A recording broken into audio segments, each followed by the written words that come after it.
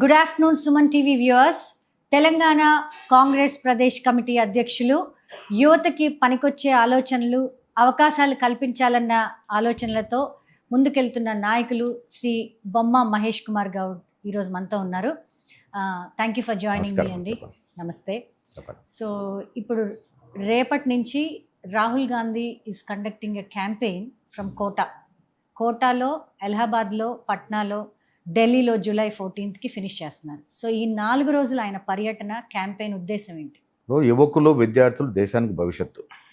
వాళ్ళు రాత్రింబగలు కష్టపడి నిద్రాహారాలు మాని ప్రిపేర్ అయ్యాక తీరా నీట్ ఎగ్జామ్ రాసే సమయానికి ఆర్ఎస్ఎస్ ప్రభావితమైనటువంటి వ్యక్తులు మెయిన్ స్ట్రీమ్లో చొరబడడం వల్ల చాలా చోట్ల యూనివర్సిటీలకి ఆర్ఎస్ఎస్ భావాజాలు ఉన్నటువంటి వ్యక్తుల్ని వీసీలుగా నియమించడం పట్ల కొంతమందికి అనుకూలమైన వ్యక్తికి లబ్ధి చేకూర్చే కార్యక్రమంలో భాగంగా ఈ పేపర్ లీకేజ్ అనేది జరుగుతూ ఉంది. దేశానికి, దేశ భవిష్యత్తుని తీర్చిదిద్దే యువతరం రేపు ఇంపార్టెంట్ స్థానంలోకి ఎన్నికై ఇంపార్టెంట్ పొజిషన్లో ఈ దేశాన్ని నడిపించాల్సిన యువత కష్టపడి పనిచేస్తే వారికి నిరాశ ఎదురుతవుతా ఉంది. లక్షల మంది విద్యార్థులు కష్టపడి చదివి తీరా ఎగ్జామ్ రాసే సమయానికి పేపర్ లీకేజ్ అనవడం చాలా దౌర్భాగ్యమైన పరిస్థితి. ప్రధానమంత్రి చాలా గొప్పలు చెప్పుకుంటాడు. 12 ఏళ్ళుగా వారు మామూలు ప్రజానికానికి చేసింది ఏమీ లేదు, ఒరగబెట్టింది ఏమీ లేదు. వీళ్ళు నిత్యావసర ధరలు పెట్రోల్, డీజిల్, కిరోసిన్, ఎల్పిజి లాంటి వస్తువుల యొక్క ధరలు ఆకాశాన్ని అంటడం, అసలు సామాన్యుడికి అందుబాటులో ఏ వస్తువు కూడా లేకపోవడం అనేది మోడీ గారి ఫెయిల్యూర్కి నిదర్శనం. వీళ్ళంత గొప్పగా నేను దేశాన్ని నడుపుతున్నానని చెప్పే వ్యక్తి నేతృత్వంలో ఇంత దుర్మార్గంగా పేపర్ లీకేజ్ అవుతే కనీసం ఇంతవరకు నోరెత్తిన పాపన పోలే. ధర్మేంద్ర ప్రధాన్ గారు మంత్రిగా ఉన్నారు, వారిని తీసేయాల్సిన పరిస్థితి వల్ల తక్షణమే రాజీనామా చేయించాల్సింది. ఇంత పెద్ద స్కామ్ జరిగినప్పుడు వారు రాజీనామా చేయించాల్సింది పోయి దాని మీద నోరెత్తకుండా ఉండిపోయినారు.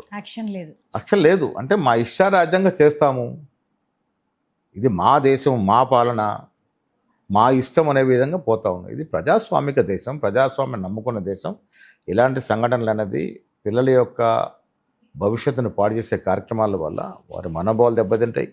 వారితో పాటు తల్లిదండ్రులు ఎంతో ఆశలు పెట్టుకొని మా పిల్లలు చదివి పెద్దలు అవుతే మా జీవితాలు బాగుపడతాయన్నటువంటి ఆశలు పెట్టుకున్నటువంటి తల్లిదండ్రులకు నిరాశ ఎదురైంది, పిల్లల భవిష్యత్తుకి విఘాతం కలిగింది. సో దీన్ని ప్రజలకు తెలియజేయాలి కాబట్టి రాహుల్ గాంధీ గారు మొట్టమొదటి కోటా పోతా ఉన్నారు. కోటా అంటే ఎడ్యుకేషన్ హబ్. అది కొత్త అంకులతో అక్కడ ఐఏఎస్ అయినా, ఐపీఎస్ అయినా, నీట్కైనా, సిబిఎస్ఈ అయినా ఇట్లాంటి ఉత్తీర్ణులు తీర్చిదిద్దేటటువంటి ఒక సెంటర్ అది. సో కోటా నుంచి కోటా విద్యార్థుల్ని కలిసి అక్కడ వారికి వాస్తవాలు చేసి కొంత మేలుకొల్పి అక్కడ నుంచి పాట్నా, అలహాబాద్, తర్వాత ఢిల్లీ. సో రాహుల్ గాంధీ ఒక సదుద్దేశంతో ఈ కార్యక్రమం చేపట్టినారు. ఇప్పుడే కాదు, నీట్ పేపర్ లీకేజ్ మొదటి రోజు నుంచి కూడా వారు గొంతెత్తి మాట్లాడుతూ ఉన్నారు. కానీ ఇంతవరకు ప్రభుత్వం నుంచి ఉలుకు లేదు, పలుకు లేదు. మోడీ గారు తప్పు చేసిన ప్రతిసారి మాట్లాడకుండా ఉండి తప్పించుకుంటాడు. మాట్లాడితే నేను బయటకు వస్తాను, నా వాస్తవాలు, నా తప్పిదాలు బయటకు వస్తాను భయంతో మాట్లాడు. ఇదేం ప్రధానమంత్రి? పత్రికల్ని ఫేస్ చేయడు, దేశాన్ని ఫేస్ చేయడు, దొంగచాటుగా ప్రధానమంత్రిగా ప్రభుత్వాన్ని నడుపుతానంటే ఇది అన్యాయమైనటువంటి పరిస్థితి.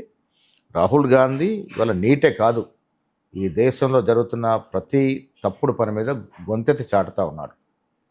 ఇలా బీజేపీ ప్రభుత్వం అందరినీ బెదిరిస్తుంది, ఒక గాంధీ కుటుంబాన్ని తప్ప.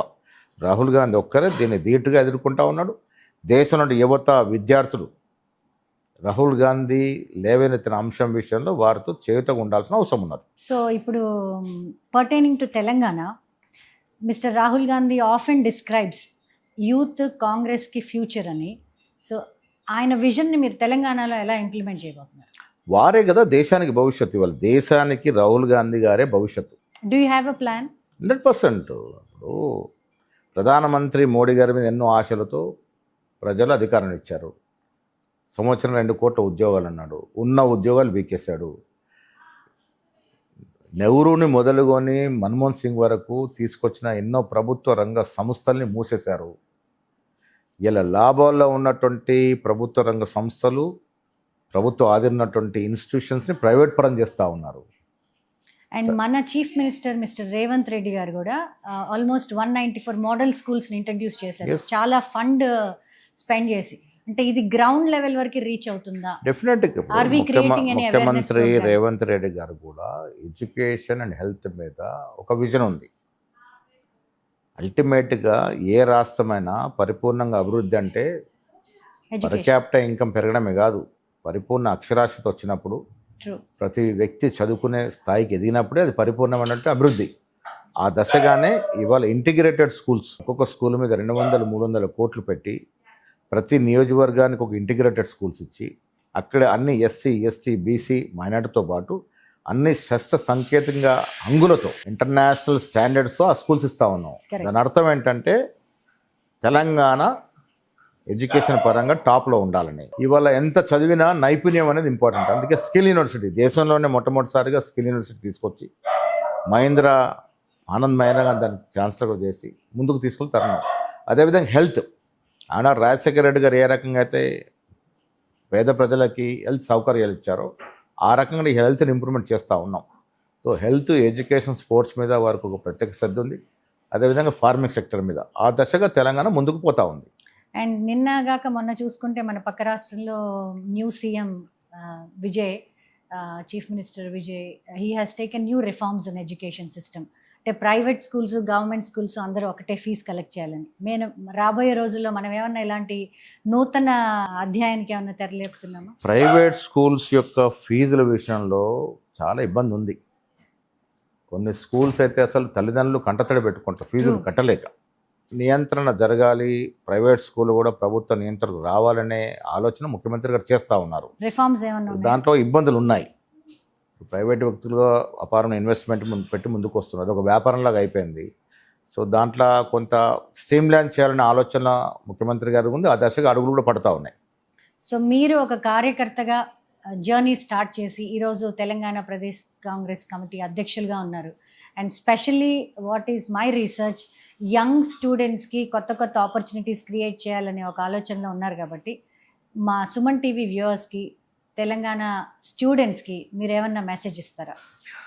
నేను మీ సుమన్ టీవీ ద్వారా తెలంగాణ ప్రజలకి, ముఖ్యంగా పిల్లల Students కి. భవిష్యత్తు కోరుకున్న తల్లిదండ్రులకి, పిల్లలకి కూడా, ఇప్పుడు కేజ్రీవాల్ మా పార్టీ కాదు, బట్ కేజ్రీవాల్ ముఖ్యమంత్రిగా ఢిల్లీలో తీసుకొచ్చిన ఎడ్యుకేషన్ రిఫార్మ్స్ దేశంలో కొత్త ఒరవడికి శ్రీకారం చుట్టినాయి. కరెక్ట్. సో ముఖ్యమంత్రి గారు మొదట్లో ఆ కార్యాచరణ అక్కడ కేజ్రీవాల్ తీసుకున్న విధానం కూడా పరిశీలించినారు. తెలంగాణ రాష్ట్రం అల్టిమేట్గా ఒక education and health hub already ఉంది. మీరు ఎక్కడెక్కడి నుంచో హైదరాబాద్కి వచ్చి ట్రీట్మెంట్ చేసుకుంటారు. అవును. ఎడ్యుకేషన్ పరంగా కూడా ఇవాళ ఎడ్యుకేషన్ అంటే మనం కేరళ రాష్ట్రం చెప్పుకుంటాం, అత్యున్నతమైనటువంటి అక్షరాస్యత శాతం ఉందని. కేరళతో పాటు తెలంగాణ కూడా ఒక మంచి ఎడ్యుకేషనల్ స్టేట్ కావాలన్నది ముఖ్యమంత్రి గారి తపన. నేను పిల్లలకి, విద్యార్థులకి ఇచ్చేటటువంటి సలహా, చదవాలి, కష్టపడాలి. నేను చాలా చోట్ల చెప్తా ఉంటాను, పిల్లలు చదువుకుంటే వారి జీవితం కలర్ టీవీ లాంటిది. చాలామంది పిల్లలు ఈ తరానికి black and white portable TV గురించి తెలియదు. చిన్న టీవీ బ్లాక్ అండ్ వైట్ కనబడదు. చదువుకోకుంటే బ్లాక్ అండ్ వైట్ టీవీ లాంటి జీవితం, కలర్ఫుల్ టీవీ లాంటి జీవితం కావాలంటే కష్టపడాలి, చదువుకోవాలి. ప్రభుత్వం అపారమైనటువంటి అవకాశాలు మీకు ఇస్తూ ఉంది.